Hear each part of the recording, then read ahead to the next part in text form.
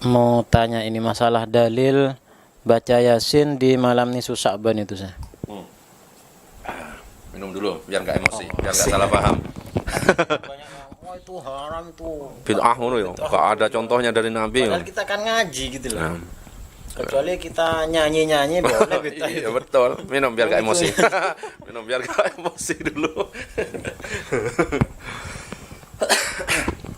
Ini pertanyaan bagus ini. Biasanya kita kalau malam nisfu Sya'ban ngumpul di masjid, habis maghrib sampai isya membaca surat Yasin 3 kali gitu ya.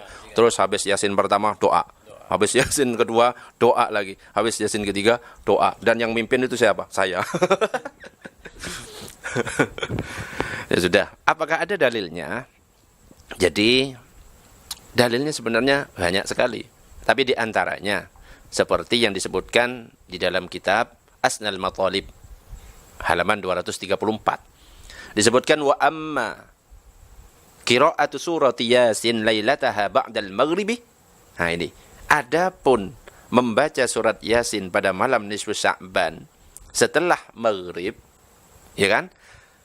Wa du'ail masyhur, dan juga membaca doa yang masyhur. Betul kan? Biasa yang kita lakukan. Famin tartibi ba'di ahli salahi min indi nafsihi qila huwal albuni wala ba'sa bimithli dzalik. Syekh Albuni, bukan Albani, beda. Kalau Syekh Albani, Syekh Nasruddin Al-Albani biasanya yang jadi rujukan dari teman-teman Salafi. Tapi ini Syekh Albuni mengatakan bahwa tidak apa-apa dengan hal itu. Jadi ini ijtihad dari Syekh Albuni bahwa kita boleh melakukan seperti itu. Namanya ijtihad daripada ulama. Dalam hadis itu disebutkan, sudah ada jaminan dari Rasulullah. Man ijtahada fa asaba falahu ajrani. Siapa yang berijtihad dan benar, maka dia akan dapat 2 pahala. Sebaliknya, faman ijtahada fa akhta'a falahu ajrun wahidun. Tetapi siapa yang berijtihad dan ternyata salah, maka dia dapat 1 pahala. Ada dosa enggak? Enggak ada malah ya. Tetapi ingat, yang berijtihad itu bukan sembarang orang, yang memang benar-benar orang alim, yang mujtahid. Jadi kalau mujtahid yang alim, dia hafal Qur'annya, hafal hadisnya, ilmu balaghahnya, ilmu tafsirnya, hafal semuanya wis. Sesuai dengan kriteria-kriteria yang mujtahid, dia ijtihad dan ternyata ijtihadnya benar, dapat 2 pahala. Ternyata salah, dapat pahala tapi 1. Nah, makanya kalau kita ikut Imam Syafi'i ternyata benar dapat 2 pahala, ternyata salah ijtihadnya Imam Syafi'i tetap dapat pahala tapi 1. Nah, salahnya orang ini sekarang gara-gara beda pendapatnya yang dipakai dengan yang kita lakukan itu langsung disalahkan, kayak tempatnya langsung di neraka. Itu yang berbahaya. Nah, Syekh Albuni ini mengatakan boleh, la ba'sa bimithli dzalik, tidak apa-apa dengan seumpama seperti itu. Kita membaca surat Yasin dan doa 3 kali pada malam nisfu Sya'ban setelah maghrib. Dan ada keistimewaan dari membaca surat Yasin. Kenapa kok orang-orang NU itu sering membaca Yasin, habis itu doa? Itu sebenarnya ada keistimewaannya. Ini disebutkan dalam kitab Fathul Malik Al-Majid. Apa?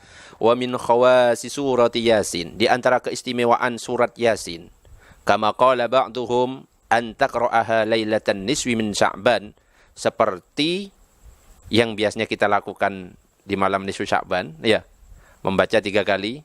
Al-ula biniyati tulil umri, biasanya yang pertama kita niat untuk panjang umur. Wasaniyah biniyati daf'il bala, supaya diangkat bencana bala, ya. Wasalisah biniyatil istighna ya'nin nas, supaya kita tidak tergantung kepada orang lain, kan gitu kan? Doa. Itu keistimewaannya. Jadi kalau kita habis baca Yasin dan kita punya hajat-hajat, nah dengan berkah surat Yasin itu hajat-hajat kita itu dikabulkan. Ini pendapat dari ulama. Apakah ada hadisnya? Loh, ulama itu ya belum tentu setiap setiap yang dikatakan ulama kadang-kadang ya berdasarkan pengalaman. Dan memang kan kita diperintahkan untuk tanya kepada ulama di dalam Al-Quran, dan Allah yang memerintahkan fas'alu ahla dzikri in kuntum la ta'lamun. Tanyakan kepada yang alim, yang tahu, yang ahli zikir, yaitu ulama, jika kamu tidak tahu. Jadi jangan malah nyalah-nyalahkan ulama. Kita ini bukan siapa-siapa. Al-Quran kita nggak hafal. Kadang-kadang kita nyalahkan Imam Syafi'i. Ya, gara-gara kita pakai kunut, Karena dia itu nggak pakai kunut, dibid'ah-bid'ahkan pendapatnya Imam Syafi'i. Padahal kita tahu kan Imam Syafi'i hafal Quran, hafal hadis, ilmu tafsir wis hafal jelas, ilmu hadis hafal, ilmu balaghah wis semua ilmu, dan yang terakhir ganteng. Bedanya dengan kita, Al-Quran nggak hafal, hadis nggak hafal, ilmu tafsir nggak bisa, ilmu hadis nggak bisa, ilmu balaghah nggak bisa. Terakhir itu yang bahaya, nggak ganteng. Nyalakan. Itu yang berat itu.